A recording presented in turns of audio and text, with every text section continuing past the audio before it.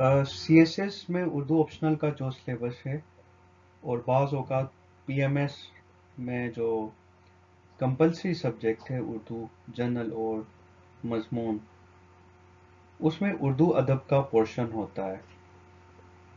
अगर आप ए जे के पी एम एस का सिलेबस देखें उर्दू का, उसमें उर्दू अदब का जो पोर्शन है वो अलग से मेंशन किया हुआ है। हालांकि ये जो सब्जेक्ट है वो उर्दू जनरल है, वो कंपलसरी सब्जेक्ट है। उर्दू अदब सी एस एस में ऑप्शनल सब्जेक्ट के तहत इंट्रोड्यूस करवाई गई है। लेकिन अगर बाज़ औक़ात पी एम एस के इम्तहान में उर्दू अदब का पोर्शन हो तो उसका क्या मतलब है, क्योंकि आप अगर देखें तो उसमें डिटेल में मेंशन नहीं है कि उर्दू अदब के कौन कौन से हिस्से आपने कवर करने हैं। वहाँ सिलेबस में जस्ट ये लिखा हुआ है कि आपने उर्दू अदब भी कवर करना है।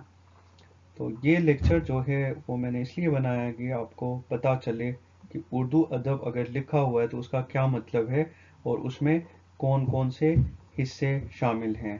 क्योंकि उर्दू अदब या उर्दू लिटरेचर की बात करें तो वो एक वसी मजमून है। उसको एक इम्तहान के लिए कवर करना मुश्किल है।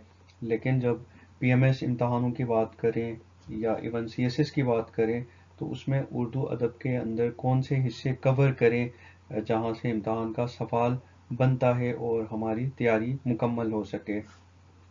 इसमें 3-4 हिस्से हैं। सबसे पहले उर्दू ज़बान का इर्तिका। आप उर्दू ज़बान का इर्तिका किसी किताब से तैयार करें। मिसाल के तौर पर उर्दू ज़बान की इब्तिदा कैसे हुई, संस्कृत से लेकर दीगर ज़ुबानों का जो असर है उर्दू के अंदर, पंजाबी का असर, पश्तू का असर और सिंधी का असर, वो आप पढ़ें। और फिर अरबी व फ़ारसी के असरात देखें, क्योंकि जो रिटन अदब है उस पर अरबी के असरात हैं और शायरी के अंदर फ़ारसी के इस्तारे मौजूद हैं। हमने जो शेरी असनाफ हैं वो फ़ारसी से इस्तार लिए हुए हैं, तो उनके असरात आप देख लें। तो ये एक पोर्शन है।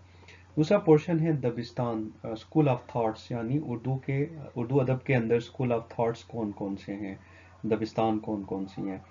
दिल्ली व लखनवी दबिस्तान के नाम पर से ये उर्दू अदब के दो मशहूर स्कूल ऑफ थॉट्स हैं, दबिस्तान है दिल्ली व लखनऊ। वो आप देख लें, उनके शोरा की तारीख पढ़ें कि दिल्ली दबिस्तान से वाबस्ता शोरा कौन से थे, लखनऊ से वाबस्ता दबिस्तान लखनऊ से वाबस्ता शोरा कौन से हैं, उनकी क्या शायराना खसूसियात थी, दिल्ली के दबिस्तान के शोरा कैसी शायरी लिखते थे और लखनऊ की दबिस्तान के जो शोरा हैं वो किस तरह की शायरी लिखते थे और उस शायरी की खसूसियात क्या बनती हैं। तीसरा जो पोर्शन है वो उर्दू अदबी तहरीकें हैं। उर्दू अदब जब बना उसके बाद उसके अंदर क्या तब्दीलियाँ आईं, कौन कौन सी तहरीकों के असरात मौजूद हैं। जैसे क्लासिकी तहरीक थी, अलीगढ़ तहरीक आई, उसके बाद उर्दू अदब मुकम्मल एक तब्दीली की तरफ जा रहा होता है। उसमें इस्लामी असास भी आ जाती है, फिर उसमें पाकिस्तानी असास भी आ जाती है।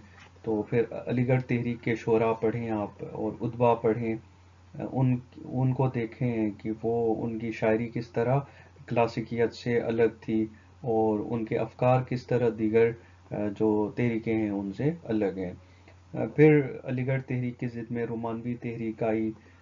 फिर तरक्की पसंद तहरीक देखें, उनके शोरा देखें और जदीदियत को देखें कि जदीद तहरीक किसे कहते हैं और उनकी शायराना खसूसियात क्या थी और जदीद तहरीक के शोरा और उदबा कौन से थे। उसके बाद उर्दू अदब की इस्लामी शनाख्त पढ़ें।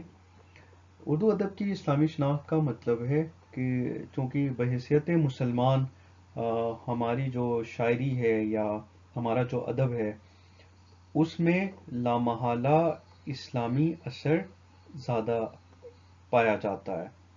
इसलिए उर्दू अदब और इस्लामी शायरी देखें, स्पेशली इकबाल की जब हम बात करते हैं तो उसकी शायरी को भी इस्लामी कैटेगरी में डालते हैं और उसको उसी तरह पढ़ते हैं कि उनका जो पैगाम था वो इस्लाम के लिए था या मुसलमान नौजवानों के लिए था। तो उसमें इकबाल को देखें और इस्लामी अदब की मकसदियत देखें कि इस्लामी अदब का मकसद क्या था, क्यों इस्लामी अदब का रुझान बढ़ा या रुझान पैदा करना हुआ। اس سے وہ شعرا اور رتبہ کیا حاصل کرنا چاہتے تھے. اس کے بعد آخری جو حصہ ہے وہ ہے اردو ادب کے اصناف دیکھیں. نثری اصناف اردو کے اندر کون کون سی ہیں؟ مثال کے طور پر مضمون نگاری، ناول، افسانہ، تاریخ. کچھ مشہور ناول نگار، افسانہ نگار اور تاریخ دانوں کے نام یاد رکھیں، ان کی خصوصیات دیکھیں. اور پھر شعری اصناف میں سے غزل، نظم، قصیدہ، مرثیہ. یہاں غزل کسے کہتے ہیں، نظم کیا ہے، قصیدہ کیا ہے، مرثیہ کیا ہے، وہ دیکھ لیں. تو یہ جو اردو ادب کا پورشن ہے، اگر آپ یہ 4 پوائنٹس اگر آپ کور کرتے ہیں، ان کو پڑھتے ہیں، تو آپ کا مکمل ہو جاتا ہے.